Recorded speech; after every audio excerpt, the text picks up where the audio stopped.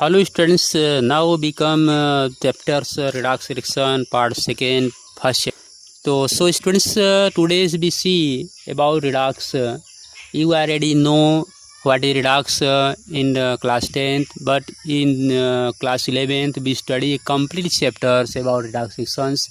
So students, firstly we see what is redox and application of redox and what is the key points of redox and summary of the chapter. Today's we see the summary of the chapter and what is the roles, importance, and why we study importance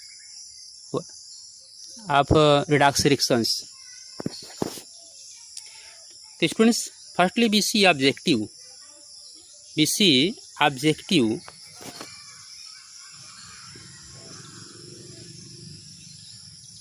Objective of the chapters.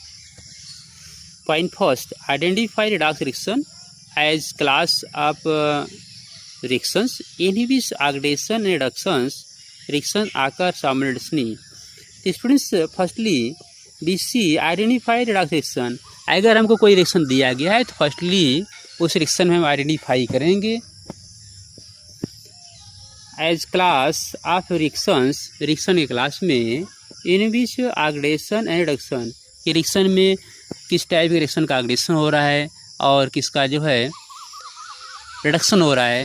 तो firstly B identify reaction आकर simultaneously.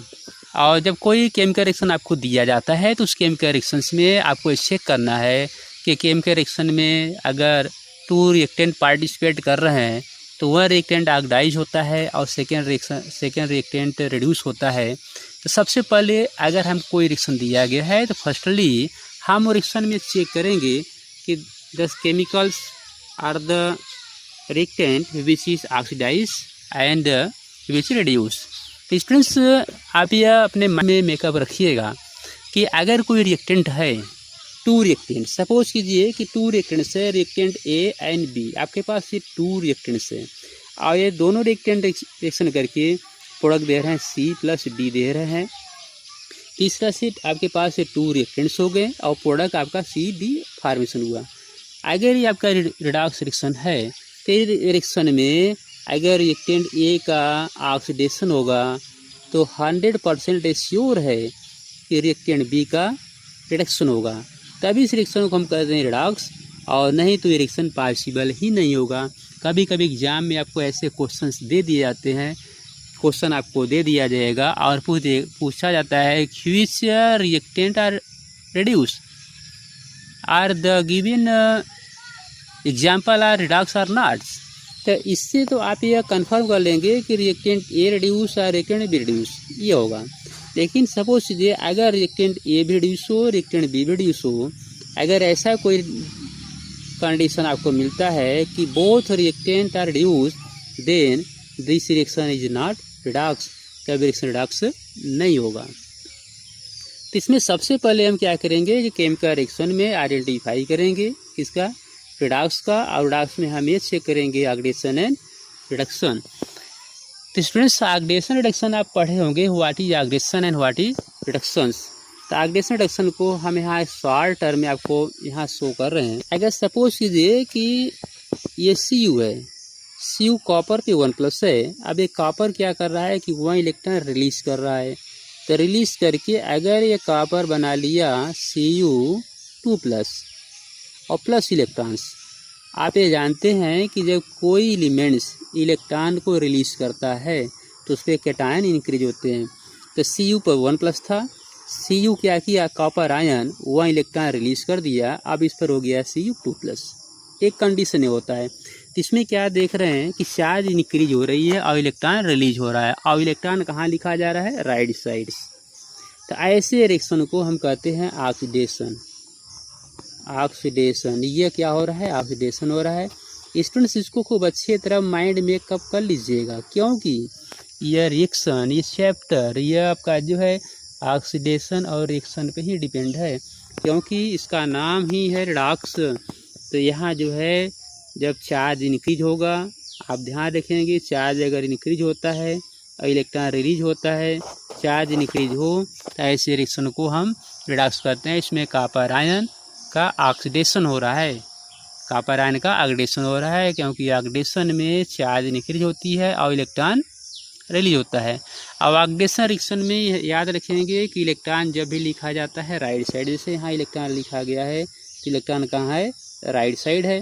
तो अगर इस तरह से हो तो उसको हम कहते हैं ऑक्सीडेशन। और रिडक्शन में क्या होता है, रिडक्शन में जैसे हमने यहाँ आपको दिखाया कि SN4+, जिसे हम कहते हैं स्टैनिक, ये क्या कर रहा है, SN4+ 2 इलेक्ट्रॉन जो है ये शिफ्ट कर रहा है और ये शिफ्ट करके फॉर्मेशन कर रहा है SN2+ का।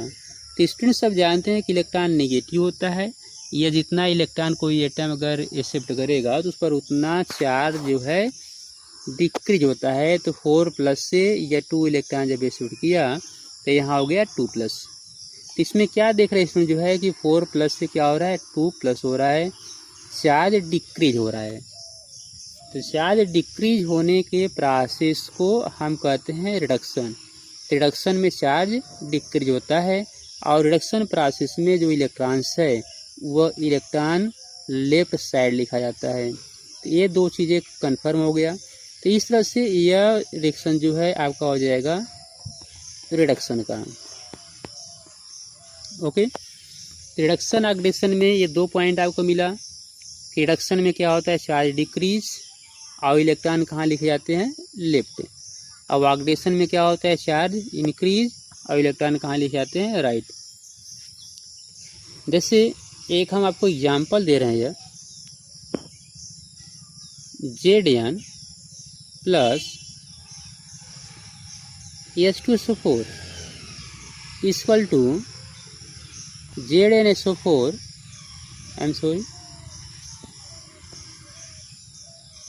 Zn plus H2SO4 equal to ZnSO4 plus H2।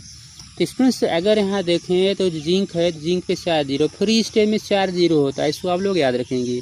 और यहाँ हाइड्रोजन पर +1 चार्ज होगा, क्लियर। और यहाँ जिंक पर +2 होता है। स्टूडेंट्स आप जो है कि क्लास 9th में आप जो है आयंस पढ़े होंगे। इसके पहले वीडियो जब हम बनाए थे तो उसमें भी हम आपसे कहे थे कि आप क्लास 9th में जो आयंस दिया है, केटायंस एंड एनायंस, तो उसको आप अच्छे तरह लर्न कर लेंगे, क्योंकि केटायंस एनायंस जब तक आपको नहीं आएगा तब तक आपको केमिस्ट्री में कोई फार्मूला नहीं आएगा। That is very very important है। जैसे आप जानते हैं यहाँ सल्फेट पर जब माइनस होगा तो जिंक पे 2+ होगा, फ्री स्टेट हाइड्रोजन यहाँ 0 हो जाएगा। तो आप इसमें से यहाँ देख रहे हैं जिंक यहाँ 0 है, तो 0 से क्या हो जा रहा है, +2 हो जा रहा है।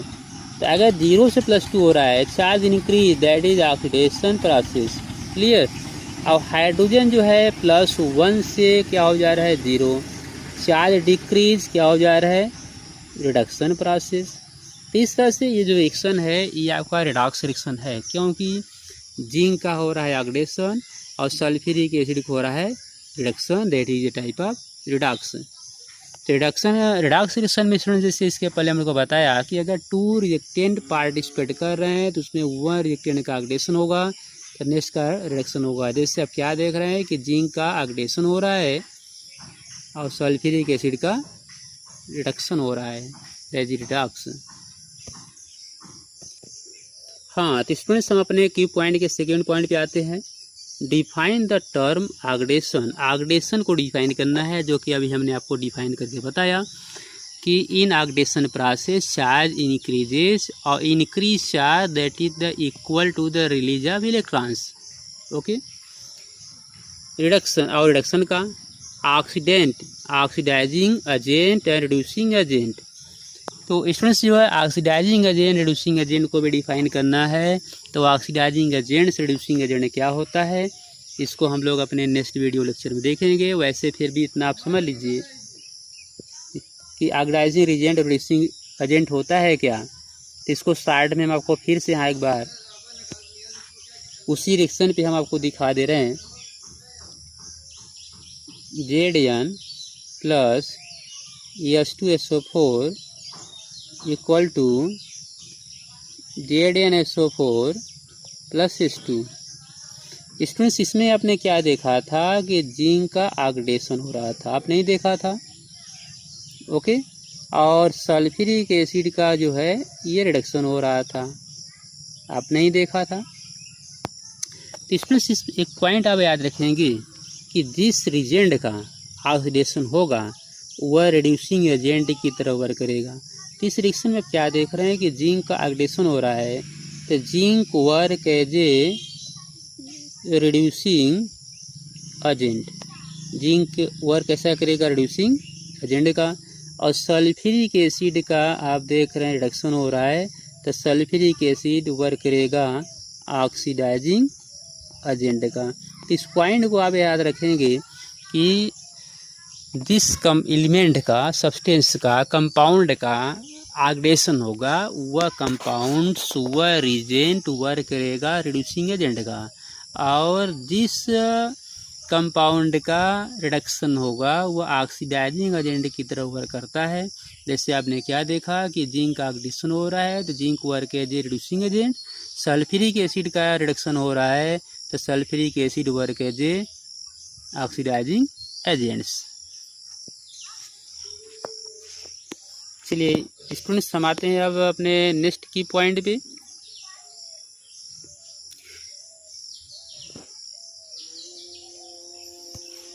Explain mechanism of redox reaction by the electron transfer process. तो मैकेनिज्म आपको शो करना है जो कि अभी हमने शो किया। नेक्स्ट है, नेक्स्ट की points, use concept of oxidation numbers. Students इसमें आपको एक ऑक्सीडेशन नंबर भी पढ़ना है, तो ऑक्सीडेशन नंबर अभी आपको बताएंगे, वह डिफरेंट रूल के थ्रू आप ऑक्सीडेशन नंबर फाइंड आउट करेंगे। तो use the concept of oxidation number two identify oxidant and reductant in the reaction. तो सबसे पहले आप ऑक्सीडेशन नंबर फाइंड आउट करेंगे, इसके रूल्स देखेंगे और उसके भी हेल्प से आप जो है ऑक्सीडेंट और रिडक्टेंट को जो है आइडेंटिफाई आप करेंगे। नेक्स्ट है classify redox reaction into combination, decompositions, displacement and disproportional reaction. तो स्टूडेंट्स जो है रेडॉक्स रिएक्शन को आप देखेंगे डिफरेंट टर्म में, कॉम्बिनेशन में, कॉम्बिनेशन रिएक्शन ऑलरेडी आप जानते हैं जो कि क्लास 10 में पढ़ चुके हैं। कॉम्बिनेशन को आप एडिशन नाम देते हैं। डीकम्पोजिशन आप लोग पढ़ चुके हैं, डीकम्पोजिशन में ब्रेकडाउन होता है, सिंपल फॉर्म बनता है। डिस्प्लेसमेंट रिएक्शन जो है इसको सब्स्टिट्यूशन नाम भी दिया जाता है। तो डिस्प्लेसमेंट में आप भी पढ़े हैं कि जो मोर रिएक्टिव होता है लेस रिएक्टिव को डिस्प्लेस करता है। और ये आप एक न्यू आ गया जो डिसप्रोपोर्शन है, जो कि आप नहीं पढ़े हैं, वीडियो लेक्चर में हम इसको एक्सप्लेन करेंगे व्हाट इज डिसप्रोपोर्शनस रिएक्शंस। नेक्स्ट की पॉइंट पे आते हैं, suggest A comparative order among various reductant and oxidant. तो जो रिडक्टेंट और ऑक्सीडेंट है इसका हम कंपैरिजन करेंगे, और वह कंपैरिजन हम करेंगे जो है इलेक्ट्रोड पोटेंशियल के हेल्प से, इलेक्ट्रोकेमिकल सीरीज की हेल्प से। इलेक्ट्रोकेमिकल सीरीज आप जो है क्लास 10th में मेटल नॉन मेटल चैप्टर में पढ़े हैं, more reactive metals and less reactive metals आप उसमें दिखाए हैं। अब उसी को हम जो है यहाँ कंपैरेटिव ऑर्डर के फॉर्म में दिखाएंगे, उसका हम कंपैरिजन कराएंगे विद द हेल्प ऑफ जो है electrode potential and standard electrode potential and see standard hydrogen electrode potentials. इसके बाद हमको इस चैप्टर में क्या पढ़ना है, balance chemical equation using oxidation number and half reaction method. तो स्टूडेंट्स इसमें हमको जो है कि रिएक्शन अब दिया जाएगा, उस रिएक्शन को हमको बैलेंस करना होगा। कैसे? ऑक्सीडेशन नंबर मेथड से। तो ऑक्सीडेशन नंबर मेथड से अगर हमको बैलेंस करना है तो सबसे पहले हमें ऑक्सीडेशन नंबर मेथड का रूल्स जानना होगा, ऑक्सीडेशन नंबर फाइंड आउट करना होगा। जैसे हमको दे दिया गया कि CrO5, अब इसमें क्रोमियम का ऑक्सीडेशन नंबर फाइंड आउट करना है, तो यह जो है कुछ रूल्स पे हैं। जैसे हमको दे दिया गया कि S2S2O8, अब इसमें सल्फर का ऑक्सीडेशन नंबर पहले फाइंड आउट कीजिए। स्टूडेंट्स ये ऑक्सीडेशन नंबर कुछ रूल के अकॉर्डिंग है, वह हम अपने वीडियो लेक्चर में ऑक्सीडेशन नंबर कैसे फाइंड आउट करते हैं वह रूल्स हम आपको दिखाएंगे, बताएंगे। That is very very important है।